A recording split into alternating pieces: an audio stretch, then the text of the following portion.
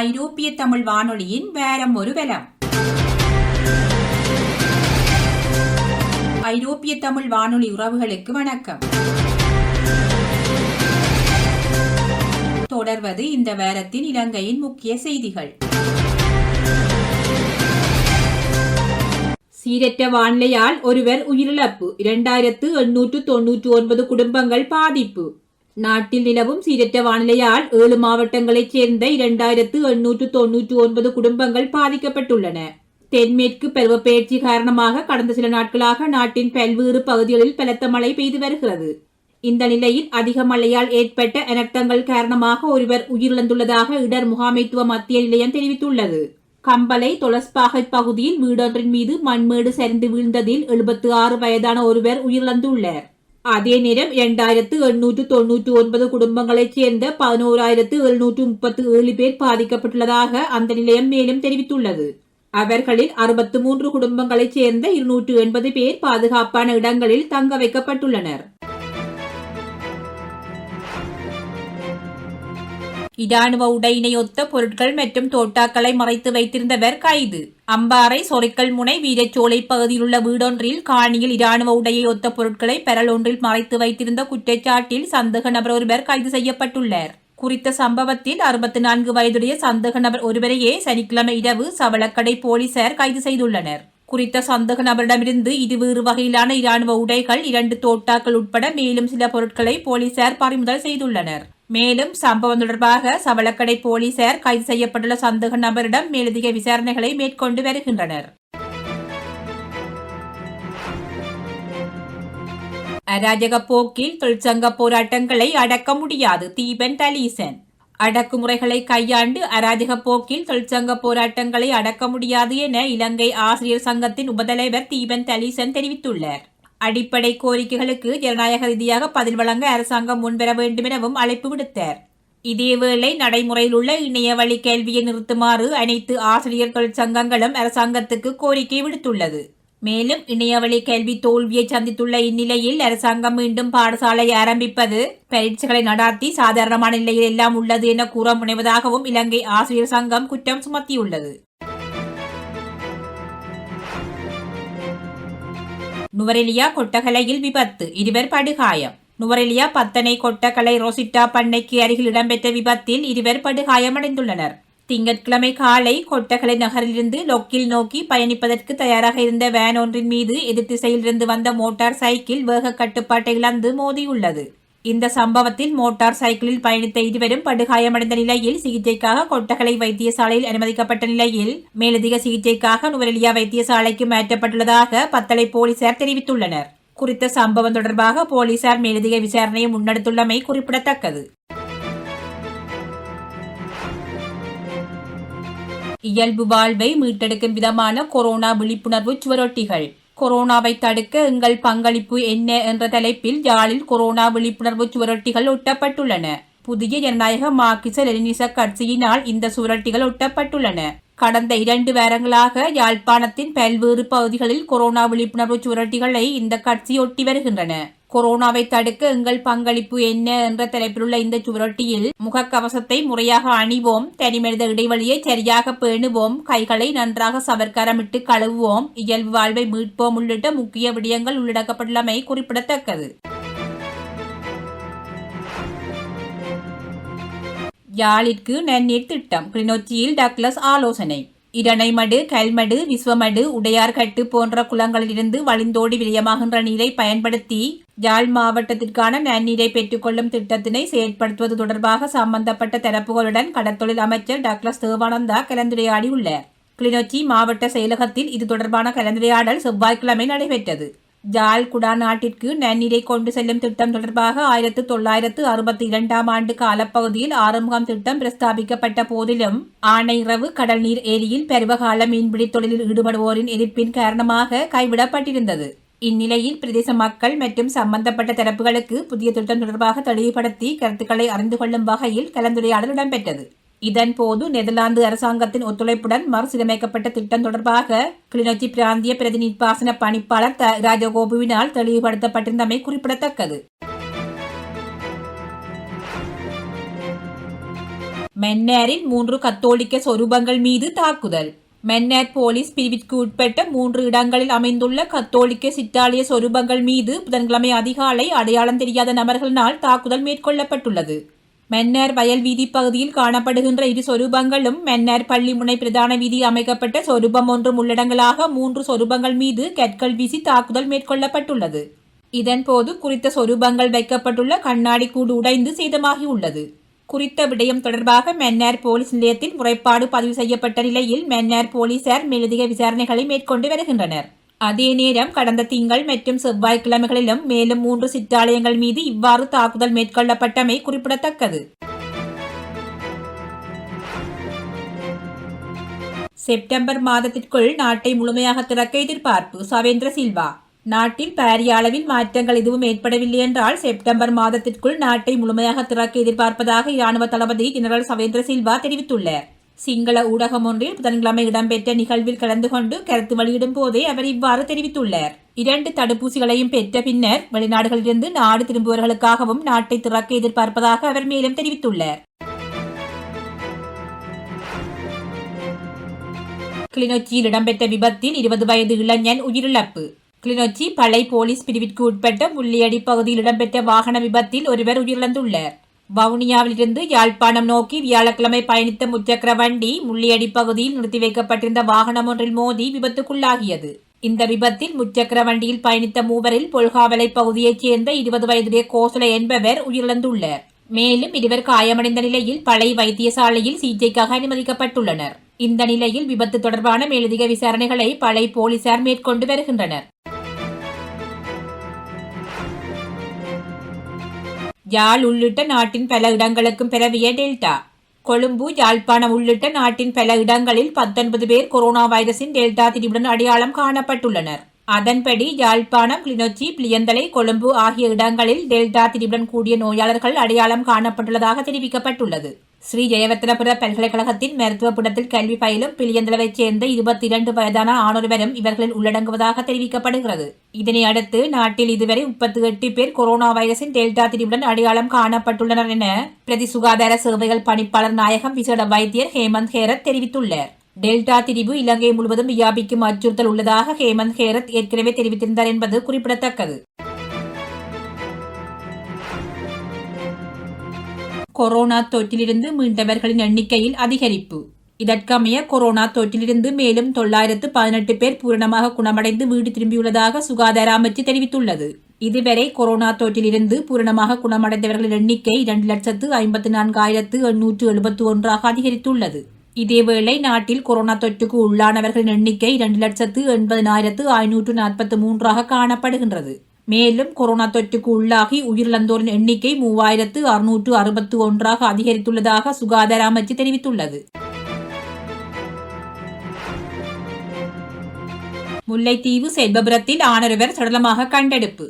முல்லைத்தீவு முருகண்டி செல்வபுரம் பகுதியில் உள்ள வீடு ஒன்றில் ஆணொருவர் சடலமாக கண்டெடுக்கப்பட்டுள்ளதாக போலீசார் குறிப்பிட்டுள்ளனர்.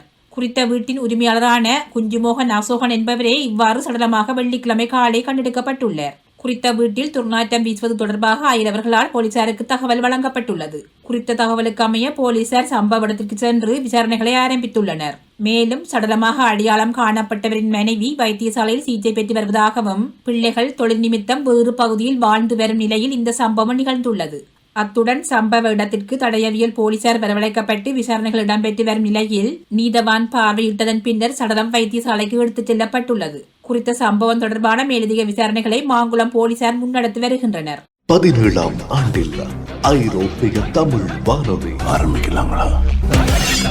வெற்றிகரமான 17ஆம் ஆண்டில் ஐரோப்பிய தமிழ் வானொலி. ஐரோப்பிய தமிழ் வானொலி.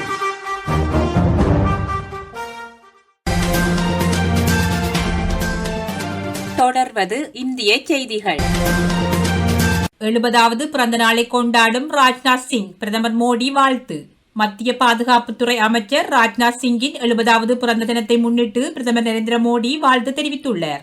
பிரதமர் நரேந்திர மோடி ட்விட்டர் ஊடாக வெளியிட்டுள்ள வாழ்த்து செய்தி பதிவில், மூத்த மத்திய அமைச்சர் ராஜ்நாத் சிங்குக்கு எனது பிறந்தநாள் வாழ்த்துகள். அமைச்சர் ராஜ்நாத் சிங் தனது அன்பான குணத்துக்காகவும் மதிநுட்பத்துக்காகவும் போற்றப்படுகின்றார். இத்தகையவர் தேசத்தின் சேவைக்காக நீண்ட காலம் ஆரோக்கியமாக வாழ வேண்டும் என இறைவனிடம் பிரார்த்திக்கிறேன் என பதிவேற்றியுள்ளார். இதேபோன்று மத்திய உள்துறை அமைச்சர் அமித்ஷா, பாஜக தேசிய தலைவர் JB நட்டா, ஏனைய அமைச்சர்கள் மற்றும் அரசியல்வாதிகள் உள்ளிட்ட பலரும் ராஜ்நாத் சிங்குக்கு பிறந்தநாள் வாழ்த்து தெரிவித்து வருகின்றமை குறிப்பிடத்தக்கது. வாகனங்களை பறிமுதல் செய்வது தொடர்பான முறைப்பாடுகளை விசாரிக்க தனிப்பிரிவு அவசியம். ஓ பன்னீர்செல்வம். நிதி நிறுவனங்கள் வாகனங்களை பறிமுதல் செய்வது தொடர்பான முறைப்பாடுகளை விசாரணைக்கு உட்படுத்த தனிப்பிரிவு ஒன்றினை அமைக்க வேண்டும் என அதிமுக ஒருங்கிணைப்பாளர் ஓ பன்னீர்செல்வம் வலியுறுத்தியுள்ளார். ரிசர்வ் வங்கி எதிர்வரும் 31ஆம் தேதி வரை கடன் தவணை செலுத்துதலை ஒத்திவைப்பதற்கு அனுமதி வழங்கியுள்ளதாக அவர் குறிப்பிட்டுள்ளார். இந்நிலையில் நிதி நிறுவனங்கள் கடன் செலுத்தாத வாகன உரிமையாளர்களிடமிருந்து வாகனங்களை பறிமுதல் செய்யும் நடவடிக்கையை மேற்கொண்டு வருகின்றது என ஓ பன்னீர்செல்வம் சுட்டிக்காட்டியுள்ளார். மேலும் இவ்விடயம் தொடர்பாக மக்களினால் அளிக்கப்படும் முறைப்பாடுகளை போலீசார் கவனத்தில் கொள்வதில்லை என்பதுடன் போலீஸ் துறையில் பணியாற்றி ஓய்வு பெற்ற அதிகாரிகள் நிதி நிறுவனங்களுக்கு ஆதரவாக செயற்படுகின்றனர் என அவர் குற்றம் சுமத்தியுள்ளார். ராஜஸ்தானில் மின்னல் தாக்கி 18 பேர் உயிரிழப்பு. ஜெய்ப்பூர் அருகே உள்ள அரண்மனையை பார்வையிட்ட சுற்றுலா பயணிகளே இவ்வாறு உயிரிழந்துள்ளதாக அறிவிக்கப்பட்டுள்ளது. இவ்வாறு உயிரிழந்தவர்களில் 5 சிறுவர்களும் அடங்குவதாக போலீசார் தெரிவித்துள்ளனர். அதே நேரம் கோடா, ஜலாவர், பெரன் ஆகிய பகுதிகளில் மின்னல் தாக்கி 6 பேர் உயிரிழந்துள்ளதாகவும் இந்திய ஊடகங்கள் தெரிவித்துள்ளன. இவ்வாறு உயிரிழந்தவர்களின் குடும்பத்தினருக்கு தலா 5 லட்சம் ரூபாய் நிவாரணம் வழங்க உள்ளதாக முதல்வர் அசோக் கெலாட் அறிவித்துள்ளார். தடுப்பூசி பற்றாக்குறை நீடிக்கிறது. ராகுல் குற்றச்சாட்டு. இந்தியாவில் அமைச்சர்களின் எண்ணிக்கைதான் அதிகரிக்கிறது, ஆனால் தடுப்பூசி பற்றாக்குறை நீடிக்கிறது என காங்கிரஸ் கட்சியின் முன்னாள் தலைவர் ராகுல் காந்தி தெரிவித்துள்ளார். இது குறித்து தனது ட்விட்டர் பக்கத்தில் தெரிவித்துள்ள அவர், அமைச்சர்களின் எண்ணிக்கைதான் அதிகரிக்கிறது, தடுப்பூசி அதிகரிக்கவில்லை, மாறாக பற்றாக்குறைதான் நீடிக்கிறது என தெரிவித்துள்ளார். அதே நேரம் அந்த தகவலுடன் தடுப்பூசி குறித்த அட்டவணை ஒன்றையும் ராகுல் காந்தி வெளியிட்டுள்ளார். குறித்த அட்டவணையில் இந்தியாவில் வரும் டிசம்பர் மாதத்திற்குள் 60%மானருக்கு 2 டோஸ் தடுப்பூசி செலுத்தப்பட்டிருக்க வேண்டும். இதற்கு நாள்தோறும் 88 லட்சம் பேருக்கு தடுப்பூசி செலுத்தப்பட வேண்டும் என தெரிவிக்கப்பட்டுள்ளது. அந்தமான் தீவில் நிலநடுக்கம். அந்தமான் தீவில் செவ்வாய்க்கிழமை நிலநடுக்கம் ஏற்பட்டுள்ளதாக இந்தியாவின் தேசிய நில அதிர்வு அறிவியல் மையம் தெரிவித்துள்ளது. இது குறித்து இந்திய தேசிய நில அதிர்வு அறிவியல் மையம் தெரிவித்துள்ளதாவது, மிக கடுமையான தாக்கத்தை ஏற்படுத்தும் பூகம்ப மண்டலத்தில் அந்தமான் தீவுகள் உள்ளன. இதனால் அடிக்கடி நிலநடுக்கம் ஏற்பட்டது. இந்த நிலநடுக்கம் ரிக்டர் அளவுகோலில் 4.2 ஆக பதிவாகியது. இதனால் சுனாமி எச்சரிக்கை விடுக்கப்படவில்லை. இந்த நிலநடுக்கத்தால் ஏற்பட்ட சேத விவரங்கள் குறித்த உறுதியான தகவல்கள் வெளியாகவில்லை என தெரிவிக்கப்பட்டுள்ளது. இமாச்சல பிரதேசத்தில் தொடர்ச்சியாக பெய்த கனமழை காரணமாக 13 பேர் காணாமல் போயுள்ளதாக அதிகாரிகள் அறிவித்துள்ளனர். இதனை அடுத்து குறித்த பகுதியில் மீட்பு பணிகள் முடுக்கிவிடப்பட்டுள்ளதாகவும் அதிகாரிகள் தெரிவித்துள்ளனர். அதே நேரம் சுற்றுலா பயணிகள் மலைப்பகுதிகளுக்கு வர வேண்டாம் என அறிவுறுத்தப்பட்டுள்ளதுடன் வெள்ளப்பெருக்கு அதிகமாக இருப்பதால் கரையோரங்களுக்கு செல்ல வேண்டாம் எனவும் கேட்டுக்கொள்ளப்பட்டுள்ளது. மேலும் இமாச்சல பகுதிக்கு தேவையான அனைத்து உதவிகளும் வழங்கப்படும் என பிரதமர் நரேந்திர மோடி தெரிவித்துள்ளார். நீர்மூழ்கி கப்பலை தாக்கி அழிக்கும் விமானம் இந்தியா வருகை. நீர்மூழ்கி கப்பலை தாக்கி அழிக்கவல்ல B-8I போர் விமானம் இந்தியாவிற்கு கொண்டுவரப்பட்டுள்ளது. இது குறித்து பாதுகாப்பு அமைச்சகம் வெளியிட்டுள்ள அறிக்கையில், கடந்த 2016ஆம் ஆண்டில் மேற்கொள்ளப்பட்ட ஒப்பந்தத்தின் அடிப்படையில் 2வது போர் விமானம் இந்தியாவிடம் ஒப்படைக்கப்பட்டுள்ளது. கடல் பாதுகாப்பில் முக்கிய பங்கு வகிப்பதோடு மட்டுமல்லாமல் பேரிடர் மீட்பு பணிகளிலும் B-8I போர் விமானங்கள் ஈடுபடுத்தப்பட்டு வருகின்றன. போர் விமானங்களை இயக்குவதில் இந்திய கடற்படையினருக்கு போஜிங் நிறுவனமே பயிற்சி அளித்து வருகிறது. அந்த போர் விமானங்களுக்கு தேவையான உபகரணங்கள், பராமரிப்பு சேவைகள் உள்ளிட்டவற்றையும் அந்நிறுவனமே வழங்கி வருகிறது என குறிப்பிட்டுள்ளது. கேரளாவில் முழு ஊரடங்கு. கேரளாவில் 17 மற்றும் 18ஆம் தேதிகளில் தளர்வில்லாத முழு ஊரடங்கு அமல்படுத்தப்பட்டுள்ளது. இது குறித்து கேரள அரசு வெளியிட்டுள்ள அறிவிப்பில், கொரோனா பாதிப்பை கட்டுப்படுத்த வார இறுதி நாட்களில் ஊரடங்கு கடுமையாக்கப்படுவதாக தெரிவிக்கப்பட்டுள்ளது. இதேவேளை கேரள மாநிலத்தில் ஜிகா வைரஸ் தொற்றும் வேகமாக பரவி வருகிறது. இதுவரை 23 பேர் ஜிகா வைரஸ் தொற்றுக்கு இலக்காகியுள்ளனர். இது குறித்து ஆய்வு செய்ய மத்திய மருத்துவ நிபுணர் குழு கேரளாவில் முகாமிட்டுள்ளமை குறிப்பிடத்தக்கது. எல்லையில் அமைதி நிலவினால்தான் உறவு மேம்படும். ஜெய்சங்கர். எல்லையில் அமைதி நிலவினால் தான் இரு நாடுகளிடையே உறவு மேம்படும் என சீன வெளியுறவுத்துறை அமைச்சரிடம் இந்திய வெளியுறவுத்துறை அமைச்சர் ஜெய்சங்கர் வலியுறுத்தியுள்ளார். சங்காய் கூட்டு நாடுகளின் வெளியுறவு அமைச்சர்கள் மாநாட்டிற்கு பின் இரு நாட்டு வெளியுறவுத்துறை அமைச்சர்களுக்கும் இடையிலான பேச்சுவார்த்தையின் போதே அவர் இவ்வாறு குறிப்பிட்டுள்ளார். இது குறித்து தனது ட்விட்டர் பக்கத்தில் பதிவிட்டுள்ள அவர், எல்லை பகுதிகளில் சீனா தன்னிச்சையாக நிலைப்பாட்டை மாற்றி வருவதை இந்தியா ஒருபோதும் ஏற்றுக்கொள்ளாது. எல்லையில் முழுமையான மறுசீரமைப்பும் அமைதியும் நிலவினால் தான் இரு நாடுகளுக்கும் இடையே நல்லுறவு மேம்படும். எல்லை பிரச்சினைகளுக்கு இராணுவ கமாண்டர்கள் மட்டத்திலான பேச்சுவார்த்தையை விரைவில் நடத்த இரு நாடுகளும் ஒப்புக்கொண்டுள்ளன என பதிவிட்டுள்ளார். மேற்கு வங்காளத்தில் கொரோனா கட்டுப்பாடுகள் நீடிப்பு. கொரோனா தொற்று பரவல் காரணமாக மேற்கு வங்க மாநிலத்தில் விதிக்கப்பட்டிருந்த கட்டுப்பாடுகள் ஜூலை மாதம் 30ஆம் தேதி வரை நீடிக்கப்பட்டுள்ளதாக மாநில அரசு அறிவித்துள்ளது. இதன்படி வார இறுதி நாட்களை தவிர மற்ற நாட்களில் 50% பயணிகளுடன் இயங்க மெட்ரோ ரயிலுக்கு அனுமதி வழங்கப்பட்டுள்ளது. அதேபோல் திருமண நிகழ்ச்சிகளில் 50 பேரும் இறுதி நிகழ்ச்சியில் 20 பேர் வரையிலும் கலந்து கொள்ள அனுமதி அளிக்கப்பட்டுள்ளது. மளிகை கடைகள் உட்பட அனைத்து விதமான கடைகளும் வழக்கமான நேரங்களில் செயல்படுவதற்கும் அனுமதி வழங்கப்பட்டுள்ளது. மத்திய பிரதேசத்தில் கிணற்றுக்குள் விழுந்த 25 பேரை மீட்கும் பணிகள் தீவிரம். மத்திய பிரதேசத்தில் கிணற்றுக்குள் விழுந்த 25 பேரை மீட்கும் பணிகள் தீவிரமாக முன்னெடுக்கப்பட்டு வருகின்றன. மத்திய பிரதேசத்தில் போபால் அருகே உள்ள கிராமம் ஒன்றில் குழந்தையொன்று கிணற்றுக்குள் விழுந்துள்ளது. குறித்த குழந்தையை மீட்பதற்காக நடவடிக்கை எடுத்த சந்தர்ப்பத்தில் எதிர்பாராத விதமாக கிணற்றின் சுவர் இடிந்து விழுந்துள்ளது. இதனால் கிணற்றை சுற்றி இருந்தவர்கள் கிணற்றுக்குள் விழுந்துள்ளனர். அவர்களை மீட்பதற்காக தேசிய பேரிடர் மீட்பு பணியினர் மற்றும் மாநில பேரிடர் மீட்பு குழுவினர் நடவடிக்கை எடுத்திருந்த நிலையில் 12 பேர் உயிருடன் மீட்கப்பட்டுள்ளதாக அறிவிக்கப்பட்டுள்ளது. மீதம் இருப்பவர்களை மீட்பதற்கான நடவடிக்கை தீவிரப்படுத்தப்பட்டுள்ளதாக கூறப்பட்டுள்ளது. கொரோனா தொற்றின் 3வது அலையை எதிர்கொள்வதற்காக முதல் கட்டமாக 800 கோடி ரூபாயை மத்திய அரசு ஒதுக்கியுள்ளதாக மக்கள் நல்வாழ்வுத்துறை அமைச்சர் மா சுப்பிரமணியன் தெரிவித்துள்ளார். இது குறித்து செய்தியாளர்களிடம் கருத்து தெரிவித்துள்ள அவர், 3ஆம் அலையை எதிர்கொள்வதற்காக 1500 கோடி ரூபாய்க்கு திட்ட மதிப்பீடு தயாரிக்கப்பட்டு சமர்ப்பிக்கப்பட்டதாக குறிப்பிட்டார். இந்த தொகை கொரோனா தொற்றின் 2வது அலையில் ஏற்பட்ட பாதிப்புகளை புனரமைப்பதற்கும் 3வது அலையின் முன்னெச்சரிக்கை நடவடிக்கைக்கும் பயன்படுத்தப்படும் எனவும் அவர் கூறினார். இந்நிலையில் இதற்கு முதல் கட்டமாக 800 கோடி ரூபாயை விடுவிக்க மத்திய அமைச்சு ஒப்புக்கொண்டதாகவும் திட்ட மதிப்பீடுகளை ஆராய்ந்த பின் மேலும் தேவையான நிதிகளை வழங்குவதாகவும் மத்திய அமைச்சு மன்சுக் மாண்டவியா உறுதியளித்துள்ளதாகவும் கூறினார். கொரோனாவின் 3வது அலை ஆகஸ்ட் இறுதியில் இந்தியாவை தாக்கும். இந்தியாவில் கொரோனா தொற்றின் 3வது அலை ஆகஸ்ட் மாதத்தின் இறுதியில் தாக்கும் வாய்ப்புள்ளதாக இந்திய மருத்துவ ஆராய்ச்சி கவுன்சில் தெரிவித்துள்ளது. இருப்பினும் 3வது அலை 2வது அலையை விட தீவிரம் குறைந்ததாகவே இருக்கும் எனவும் குறிப்பிட்டுள்ளது. இது குறித்து கருத்து தெரிவித்துள்ள இந்திய மருத்துவ கவுன்சிலின் தொற்று நோயியல் பிரிவு தலைவரான சமீரன் பண்டா, நாடு தழுவிய அளவில் 3வது அலை இருக்கக்கூடும் என்றாலும் 2வது அலை போல் தீவிரமாக இருக்காது என குறிப்பிட்டுள்ளார். மாநிலங்கள் முன்கூட்டியே கட்டுப்பாடுகளை தளர்த்திக் கொள்வது, முதல் 2 அலைகளில் பொதுமக்களிடையே ஏற்பட்ட நோய் எதிர்ப்பு சக்தி குறைவது, நோய் எதிர்ப்பு சக்தியை மீறி பரவக்கூடிய உருமாற்ற வகை உருவாகுவது ஆகிய காரணிகள் 3வது அலைக்கு வித்திடும் எனவும் அவர் தெரிவித்துள்ளார். 17ஆம் ஆண்டில் ஐரோப்பிய தமிழ் வானொலி ஆரம்பிக்கலாங்களா? வெற்றிகரமான 17ஆம் ஆண்டில் ஐரோப்பிய தமிழ் வானொலி. ஐரோப்பிய தமிழ் வானொலி.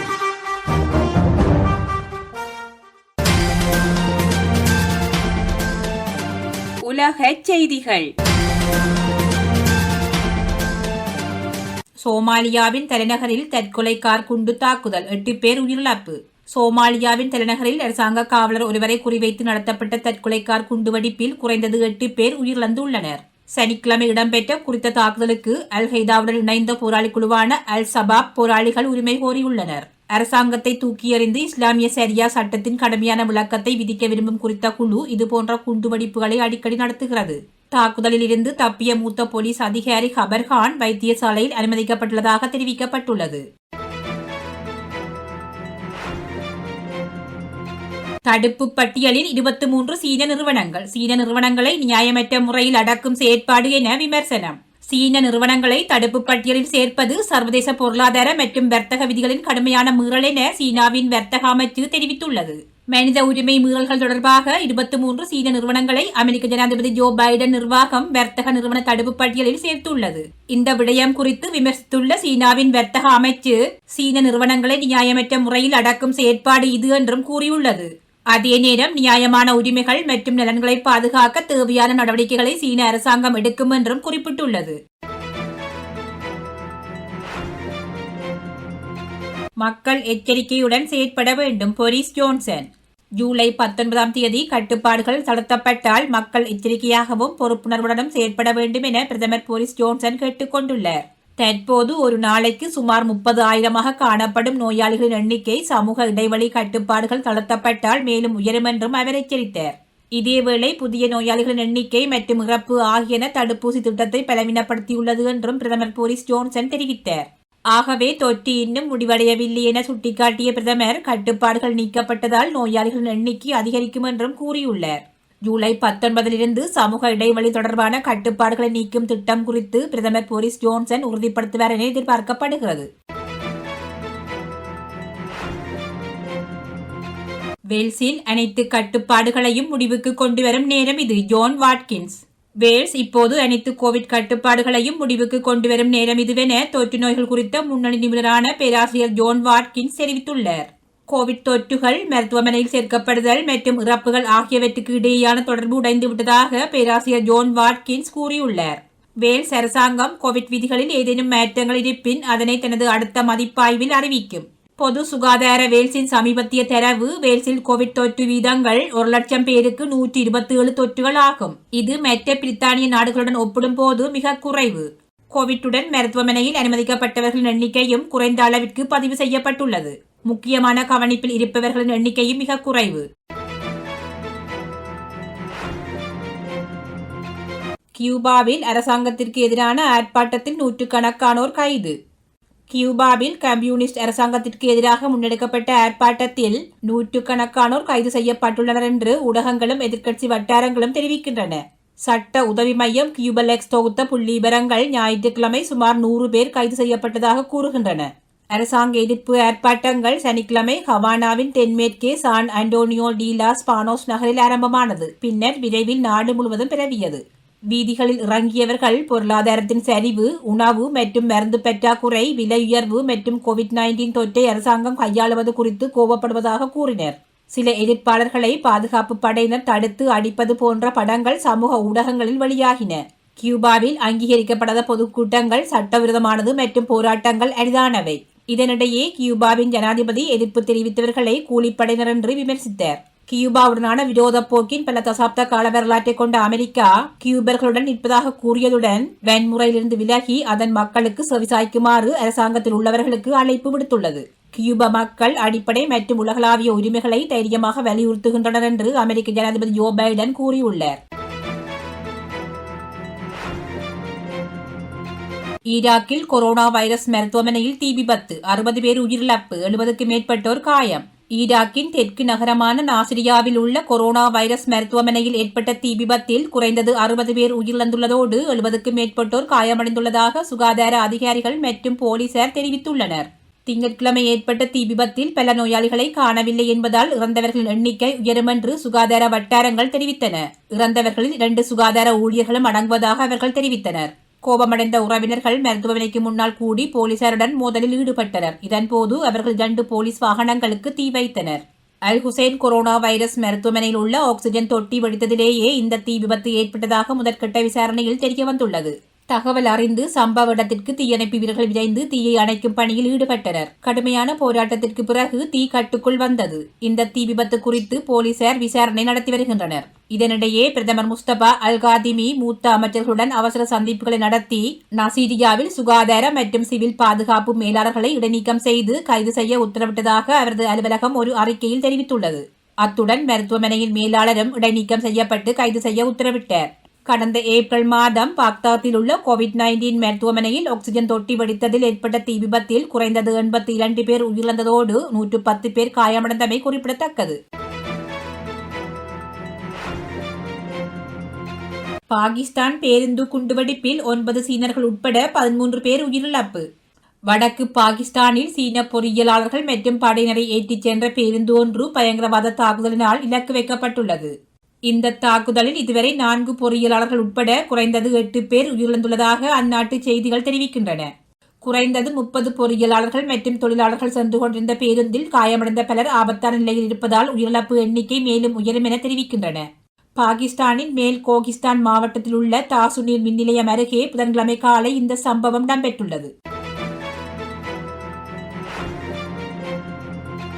சீனாவில் ஹோட்டல் கட்டடம் இடிந்து விழுந்து 17 பேர் உயிரிழப்பு, 5 பேர் காயம். கிழக்கு சீன நகரமான சுஜோவில் ஹோட்டல் கட்டடம் ஒன்று இடிந்து விழுந்ததில் சுமார் 17 பேர் உயிரிழந்துள்ளனர். 36 மணி நேர மீட்பு நடவடிக்கையை தொடர்ந்து மீட்பு பணியாளர்கள் 23 பேரை இடிபாடுகளிலிருந்து மீட்டுள்ளதாகவும் அவர்களில் 6 பேர் உயிருடன் இருப்பதாகவும் அதிகாரிகள் தெரிவிக்கின்றனர். உரிமையாளர் கட்டிடத்தின் கட்டமைப்பை மாற்றியதால் இந்த விபத்து ஏற்பட்டதாக முதற்கட்ட விசாரணையில் கண்டறியப்பட்டுள்ளது. உயிருடன் காணப்பட்ட 6 பேரில் 5 பேர் காயமடைந்ததாக கூறப்படுகிறது. இருப்பினும் ஆபத்தான நிலையில் அவர்கள் இல்லை என்றும் கூறப்படுகின்றது. 10 நாட்களுக்கு பிறகு போப்பாண்டவர் பிரான்சிஸ் வத்திக்கான் திரும்பினார். அறுவை சிகிச்சை நடந்த 10 நாட்களுக்கு பிறகு போப்பாண்டவர் பிரான்சிஸ் வத்திக்கான் திரும்பியுள்ளார். குடல் பிரச்சனையால் அவதிப்பட்டு வந்த 84 வயதான போப்பாண்டவர் பிரான்சிஸ் கடந்த 4ஆம் தேதி இத்தாலியின் ரோமில் உள்ள கேமெல்லி மருத்துவமனையில் குடல் அறுவை சிகிச்சைக்காக அனுமதிக்கப்பட்டார். 3 மணித்தியாலங்கள் நடந்த அறுவை சிகிச்சையில் அவரது பெருங்குடலின் இடது பாகம் அகற்றப்பட்டது. இருப்பினும் அவர் தொடர்ந்து மருத்துவமனையில் மருத்துவர்களின் கண்காணிப்பில் இருந்து வந்தார். அத்துடன் அவர் மருத்துவமனையில் இருந்தவாறே தினசரி பிரார்த்தனை மற்றும் ஞாயிறு வழிபாட்டை நடத்தினார். இந்த நிலையில் அவர் புதன்கிழமை வத்திக்கான் திரும்பினார். கியூபாவில் உணவுப் பொருட்கள், மருந்து பொருட்கள் மீதான சுங்க வரி தற்காலிகமாக ரத்து. அத்துடன் நாட்டிற்கு வரும் பயணிகள் இறக்குமதி வரிகளை செலுத்தாமல் உணவு, மருந்து மற்றும் பிற அத்தியாவசிய பொருட்களை கொண்டுவர அனுமதிக்கும். எதிர்வரும் திங்கட்கிழமை முதல் பயணிகள் கொண்டுவரும் இத்தகைய பொருட்களுக்கு வரம்பு இருக்காது. பல தசாப்தங்களாக கம்யூனிஸ்ட் நடத்தும் தீவில் மிகப்பெரிய அரசாங்க எதிர்ப்பு ஆர்ப்பாட்டங்களை தொடர்ந்து இந்த அறிவிப்பு வெளியிடப்பட்டது. உணவு மற்றும் மருந்து பற்றாக்குறை, விலை உயர்வு மற்றும் COVID-19 தொற்றை அரசாங்கம் கையாளுவதை எதிர்த்து ஆயிரக்கணக்கானோர் ஞாயிற்றுக்கிழமை வீதிகளில் இறங்கினர். அங்கீகாரமற்ற போராட்டங்கள், அரசாங்க எதிர்ப்பு போராட்டங்கள் அங்கு சட்டவிரோதமாகும். எனவே இந்த போராட்டங்களால் பலர் கைது செய்யப்பட்டனர். ஒருவர் உயிரிழந்துள்ளார். மேற்கு ஐரோப்பாவில் 100 ஆண்டுகளில் இல்லாத மழை பொழிவு. இதுவரை வெள்ளத்தில் சிக்கி 55 பேர் உயிரிழப்பு. மேற்கு ஐரோப்பாவின் பெரும்பகுதிகளில் ஏற்பட்ட கடும் வெள்ளத்தால் 55 பேர் உயிரிழந்துள்ளதாக அதிகாரிகள் தெரிவித்துள்ளனர். இந்த எண்ணிக்கை மேலும் அதிகரிக்கக்கூடும் என அச்சம் வெளியிடப்பட்டுள்ளது. ஜெர்மனியின் மிக மோசமான பாதிப்புக்குள்ளான ரைன்லேண்ட் பாலாட்டினேன் மாநிலத்தில் ஆஹ்வீலர் மாவட்டத்தில் 1300 பேர் காணாமல் போயுள்ளதாக உள்ளூர் அரசாங்கம் தெரிவித்துள்ளது. அத்துடன் ஜெர்மனியில் மட்டும் 49 பேர் உயிரிழந்துள்ளதோடு பலரை காணவில்லை என போலீசார் தெரிவித்துள்ளனர். ஜெர்மனியின் ரைன்லேண்ட் பாலாட்டினேட் மற்றும் வடக்கு ரைன் வெஸ்ட்பாலியா ஆகிய மாநிலங்கள் வெள்ளத்தால் கடுமையாக பாதிக்கப்பட்டுள்ளன. இங்குள்ள கட்டடங்கள் மற்றும் வாகனங்கள் வெள்ளத்தில் அடித்துச் செல்லப்பட்டன. அண்டை நாடான பெல்ஜியத்தில் 8 பேர் வெள்ளத்தில் சிக்கி உயிரிழந்துள்ளனர். பிரசல்ஸ் மற்றும் அன்வெர்ப்பிற்கு பிறகு பெல்ஜியத்தின் 3வது பெரிய நகர்ப்புற பகுதியான லீஜனில் இருந்து மக்கள் வெளியேறுமாறு அந்நகர மேஜர் வலியுறுத்தியுள்ளார். வீடுகளை விட்டு வெளியேற முடியாதவர்கள் தங்கள் கட்டடங்களின் மேல்தளங்களுக்கு செல்ல வேண்டும் எனவும் அவர் கேட்டுக் கொண்டுள்ளார். இதேபோல லுக்சம்பர்க் மற்றும் நெதர்லாந்தும் கடுமையாக பாதிக்கப்பட்டுள்ளன. தெற்கு மாகாணமான லிம்பர்கில் வெள்ளம் பெருக்கெடுத்து ஓடியதால் பல வீடுகள் சேதமடைந்துள்ளன.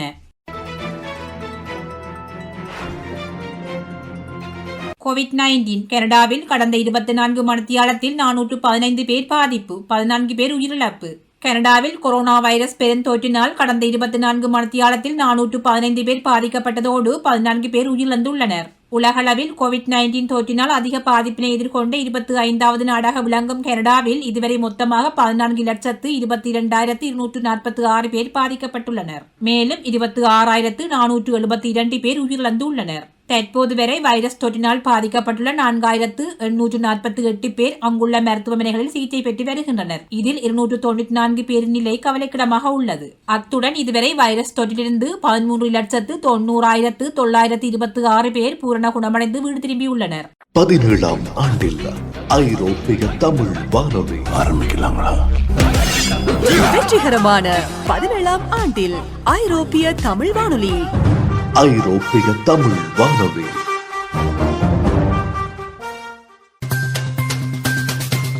விளையாட்டுச் செய்திகள்.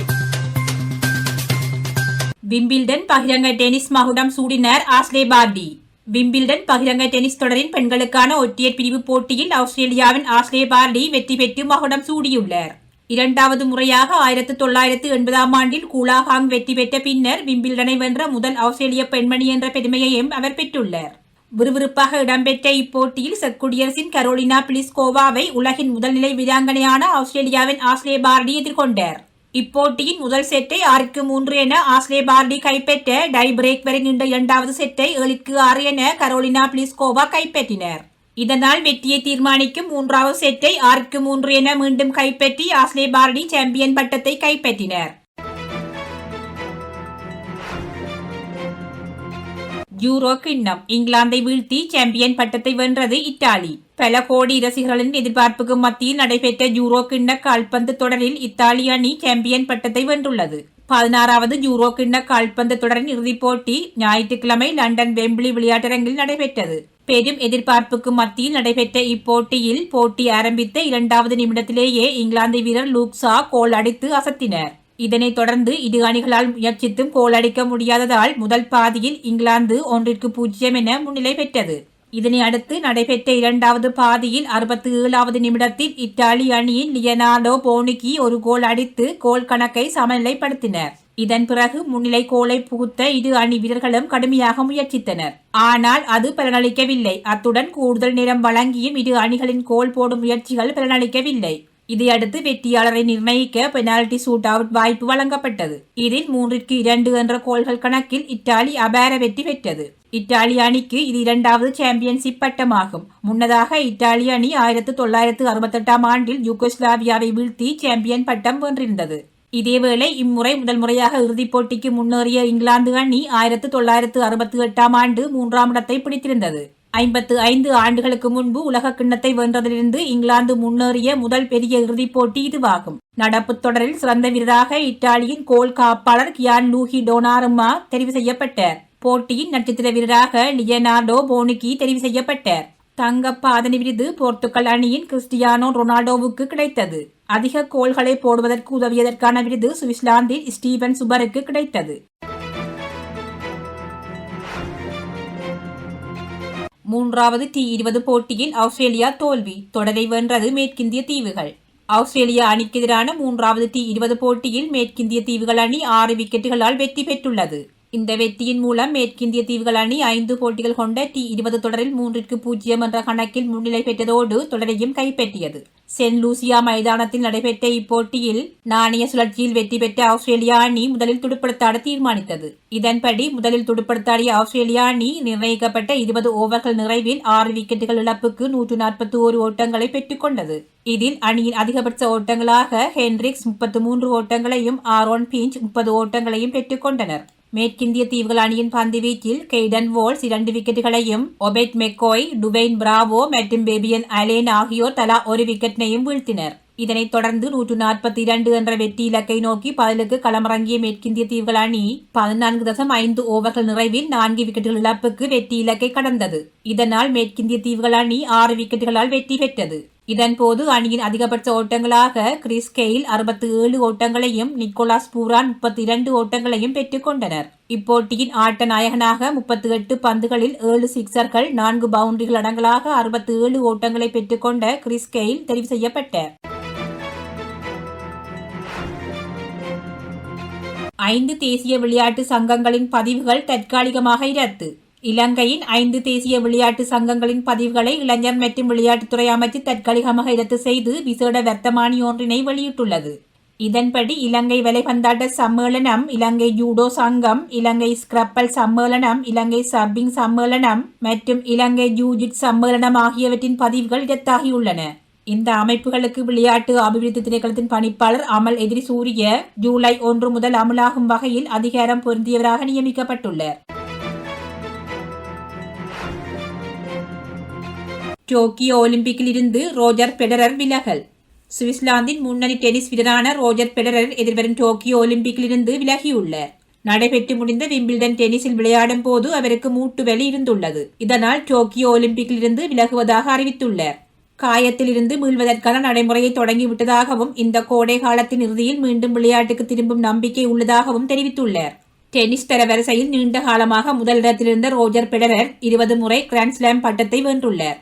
கடந்த சில வருடங்களாக பெரிதும் ஜொலிக்காத அவர் அண்மையில் நடைபெற்ற விம்பிள்டன் டென்னிஸ் தொடரில் காலிறுதியில் தோல்வியடைந்து வெளியேறினார்.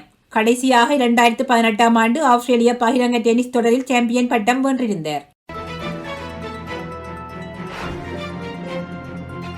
பார்சிலோனா கழக அணிக்காக மேலும் 5 ஆண்டுகளுக்கு விளையாட மெஸ்ஸி ஒப்பந்தம். தலைமுறையின் சிறந்த கால்பந்து வீரரான லியோனல் மெஸ்ஸி பார்சிலோனா கழக அணிக்காக தொடர்ந்து விளையாடுவார் என தெரிவிக்கப்பட்டுள்ளது. அண்மையில் 34 வயதான மெஸ்ஸியின் 21 ஆண்டுகால ஒப்பந்தம் சமீபத்தில் முடிவடைந்தது. இதைத் தொடர்ந்து மெஸ்ஸி எந்த அணிக்கும் சொந்தமில்லை என்றும் தனி வீரர் என்றும் அறிவிக்கப்பட்டது. அவர் நினைத்தால் எந்த கழக அணிக்காக வேண்டுமானாலும் விளையாடலாம் என்ற நிலை ஏற்பட்டது. ஆனால் தற்போது மெஸ்ஸியின் ஒப்பந்தம் மேலும் 5 ஆண்டுகளுக்கு பார்சிலோனா கழக அணியுடன் நீடிக்கப்படுகின்றது. மெஸ்ஸியுடன் ஒப்பந்தம் செய்து கொள்வதை பார்சிலோனா கழக அணி ஒப்புக்கொண்டுள்ள அதே வேளை கழகம் தற்போது கடுமையான நிதி நெருக்கடியில் சிக்கி தவிப்பதால் மெஸ்ஸிக்கு வழங்கப்படும் ஊதியம் 5% குறைக்கப்படுகிறது. இதை மெஸ்ஸி தரப்பு ஏற்றுக்கொண்டதாக தெரிகிறது. ஒப்பந்த நீடிப்பு குறித்த அதிகாரப்பூர்வ அறிவிப்பு விரைவில் வெளியாகும்.